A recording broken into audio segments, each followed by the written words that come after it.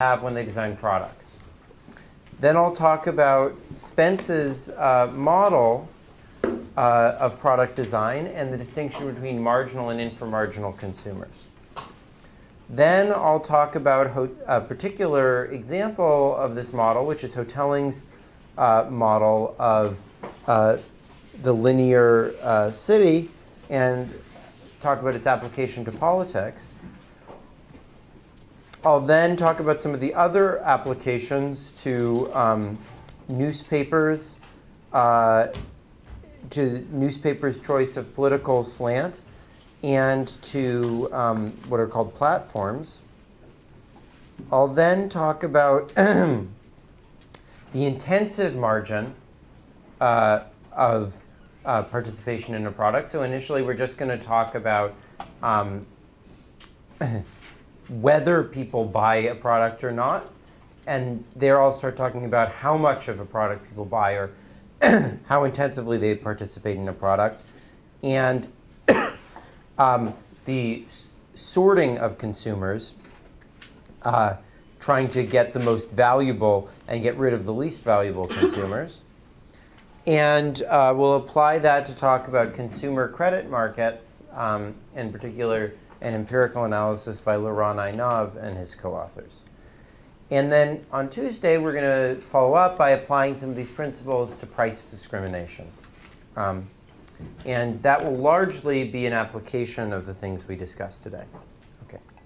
So in considering the design of products, there are really two crucial things. So the first is the goals that a firm has in the design of its products.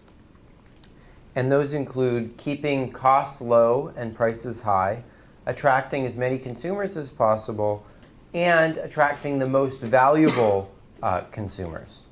Now, consumers may be valuable to different extents, either directly because they generate more profits or less cost for the firm, or indirectly because the consumers of a product may affect how attractive that product is to other consumers. And we'll talk about that when we talk about platforms. Now, in trying to achieve these goals, firms have different tools or instruments, including the sort of overall price they charge, which we've talked about a lot already, but also more sophisticated types of pricing, which we're going to talk about on Tuesday. They can also choose the range of products that they provide, which we'll also talk about on Tuesday. But what we'll talk about today is the characteristics of those products. So how good of a product it is, how easy it is to use the product, its color, etc. What product niche to try to appeal to, or market segment to go after. The advertising of the product or other marketing tools, the parts, product placement. And another tool, which is determined by one of the goals that firms try to achieve, is which consumers purchase the product.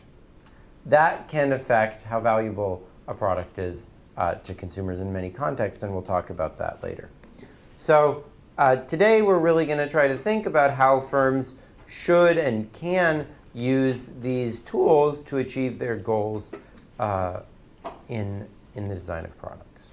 Okay. So a common way of dividing up the tools that firms have, it is between vertical types of product characteristics. And what vertical means is that all consumers agree whether these things are good or bad. So the simplest example of that is price. All consumers would like a lower price, right?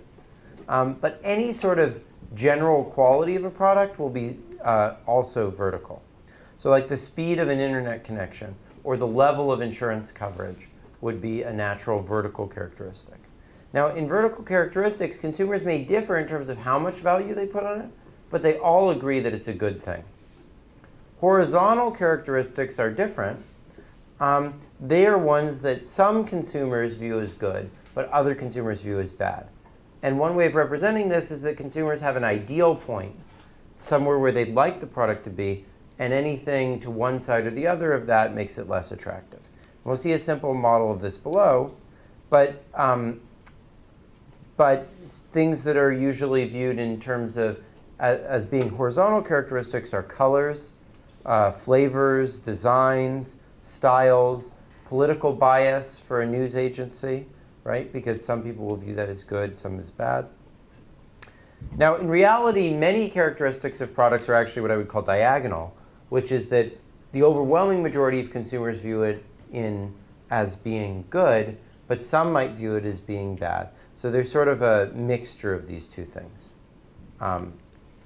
Now, the key thing to note about the nature of these characteristics is that what makes something horizontal or vertical is not really an inherent property of the characteristic itself, but rather the nature of heterogeneity among consumers. So if I'm in a totally Republican-leaning town, where like almost everyone is a Republican, right? Becoming more right-wing as a newspaper would not really be a horizontal characteristic. It would be vertical. Everyone would view it as good. On the other hand, if I'm in a very diverse town with lots of different people, then it's much more of a horizontal characteristic, right? So it's how consumers differ in terms of how they perceive the characteristic rather than the nature of the characteristic itself that makes it vertical or horizontal. Okay, so there's three basic effects that a firm is going to take into account that I want to highlight during the lecture today. The first is that firms are going to tend to cater to marginal consumers, to consumers who are just thinking about whether to buy the product or not, rather than consumers who are definitely going to buy the product. Second is that firms are going to face a trade-off along that dimension, which is that if the consumers who are definitely going to buy the product can affect sort of how much they're buying the product, like do they come back and buy from you again? Do they buy a lot of stuff for you or just a little stuff? That's going to reduce your ability to just cater to the marginal consumers. You're going to have to then think about those inframarginal consumers. And finally, and so the first effect is attributed to Mike Spence. The second is attributed to these guys, Michael Musa and Sherwin Rosen, who are Chicago professors. And the third effect, which comes out of a paper that I have with Andre Vega, who will be visiting here for the week after Thanksgiving, actually, is that firms are going to try to sort for the consumers who are the most valuable to them. That they'll choose product characteristics that differentially appeal to those types of consumers. Now, Andre and I had sort of a unified model that put all these things together, but I'm going to try to add these each in pieces to highlight each effect.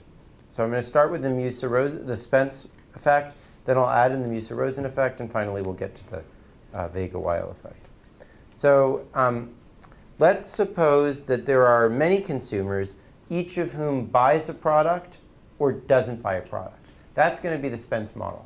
So this is going to be a case where you either buy or don't buy, and how much you buy doesn't matter, right? Now, each consumer is going to get a utility which depends on rho, which is some non-price product characteristic, as well as on what sort of consumer this is. And we're going to characterize the sort of consumer that it is by this vector theta. That could be your income, your education level, any set of demographic characteristics that affect how much utility you get out of the product depending on this characteristic rho. And then you're going to get a disutility from the price that you have to pay for the product, right? OK. So the types of consumers are distributed in some type space. This could be like, some part of the real space. So it could be, income and number of years of education, whatever. Might also have some discrete parts to it, like, male versus female, et cetera. OK. So anyone with a utility that's greater than the price is going to choose to purchase the product, right? So the number of people who purchase the product is going to be the integral over the set of people who get a utility that's greater than the price of the number of consumers of that type that there are.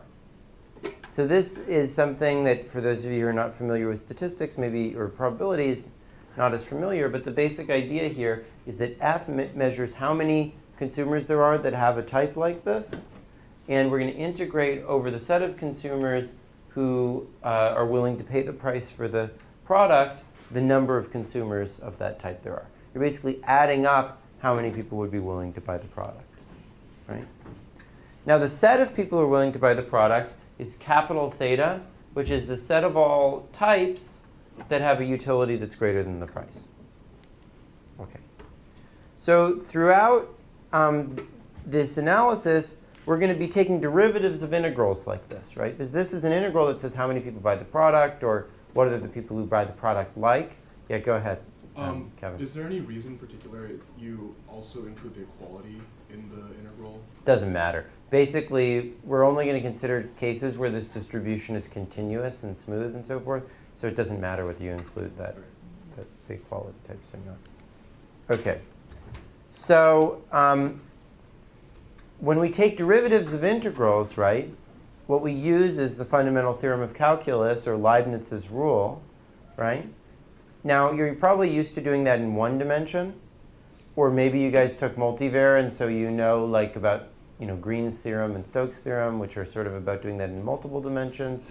But I'm going to try to go through sort of a simple version of Leibniz's rule, which is the only thing you're going to need to be able to do in order to do these derivatives. OK. So Leibniz's rule tells us that when we take the derivative of an integral, there are two effects. And Connor, what are those two effects?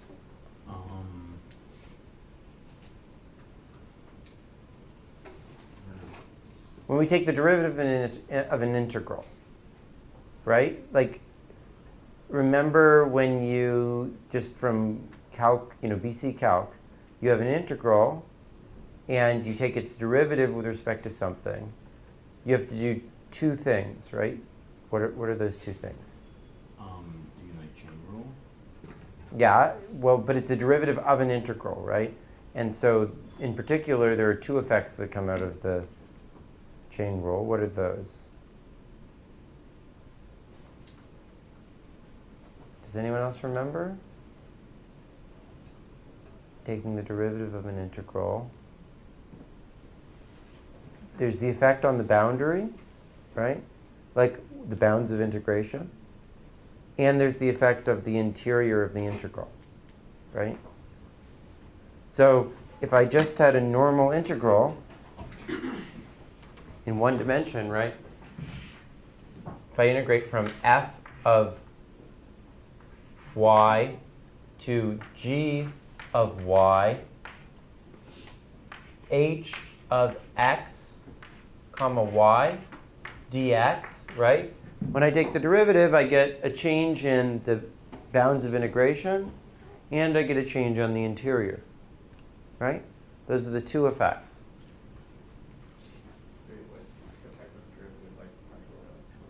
Derivative with respect to y. There's only one variable that this depends on, right? Well, but that you're integrating with respect to x. Yeah. Yeah.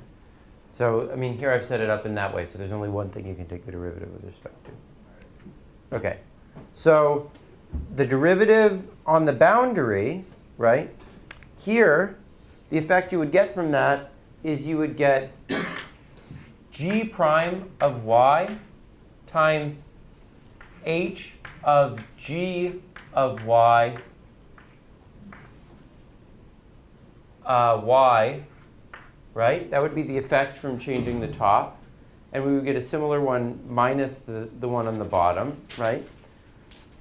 OK, so that's in one dimension, right? That was at the two boundary points, we take the value of the function there and multiply them by the rate at which the boundary is changing. In many dimensions, there's a natural generalization of that, which is that we integrate along the boundary the rate at which the boundary changes multiplied by the value of the function at that point. So